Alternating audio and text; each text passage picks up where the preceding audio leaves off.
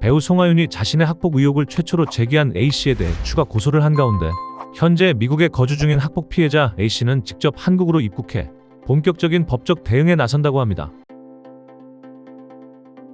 지난 2024년 4월 JTBC 사건 반장을 통해 배우 송하윤의 학폭 의혹이 최초 보도된 이후 송하윤 측은 이에 대해 강력히 부인했지만 별다른 조치를 취하지 못하고 연예계 잠정 은퇴를 맞이하게 되었습니다. 하지만 그로부터 1년여간 시간이 흐른 뒤 그동안 공식 입장을 내놓지 않았던 송하윤은 지난 3월 돌연 A씨에 대해 고소를 하며 다시금 해당 논란에 불을 지핀 상황이 되었습니다.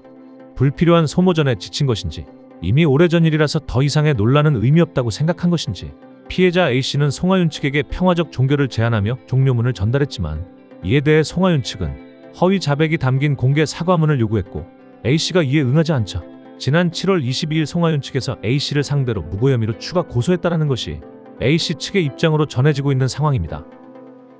이에 앞서 지난 21일 온라인 커뮤니티를 통해 A씨는 송하윤 학폭 폭행 피해자입니다. 송하윤 및 법무법인 상대 공개 법적 대응 입장문이라는 제목의 글을 올리고 송하윤과 법률 대리인을 무고죄, 정보통신망법상 명예훼손, 허위사실 적시 명예훼손, 강요죄 등으로 고소하겠다. 민사 손해배상도 청구할 계획이다라며 공개적으로 송하윤과의 법적 공방을 예고한 바 있었는데요. A씨는 현재의 상황에 대해 처음부터 평화적 해결을 원했지만 상대방이 선의를 묵살하고 허위 자백 공개 사과문을 요구하기까지 했다. 한국 국적을 가진 미국 시민권자로서 자발적으로 입국해 수사에 성실히 임할 예정이다라며 자신의 입장을 전했다고 합니다. 또한 A씨는 송하윤 측이 사실무근이라 주장했던 강제 전학 관련 문서를 실제로 행정기관을 통해서 확인했다고 주장하고 있는데요. 문서 부존재가 아닌 비공개 결정 회신을 받았다. 이는 송하윤 측의 고소가 허위 사실을 기반으로 했다는 점을 입증하는 명백하고 객관적인 직접적 증거라고 강조하기도 했습니다.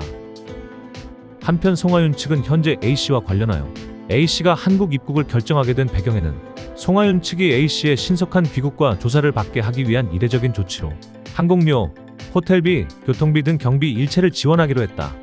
A씨의 한국 입국 이후 그동안 제기된 각종 주장들에 대해서는 사실관계를 하나씩 검증해 대응할 준비를 이미 마친 상태다라고 입장을 전하고 있는 상황입니다.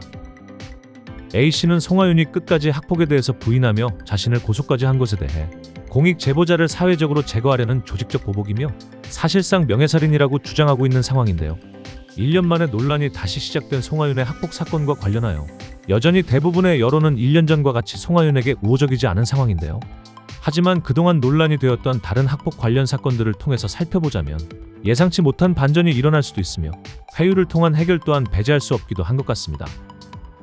그동안의 폭로와 의혹이 어느 정도 또는 대부분 사실이라면 당연히 송하윤은 머리 숙여 사과하고 피해자와 대중의 질타를 받으며 반성하는 삶을 살아야겠지만 지난 1년여간 만반의 준비를 마친 송하윤 측의 입장 또한 쉽게 무시할 수는 없는 상황인 것 같은데요.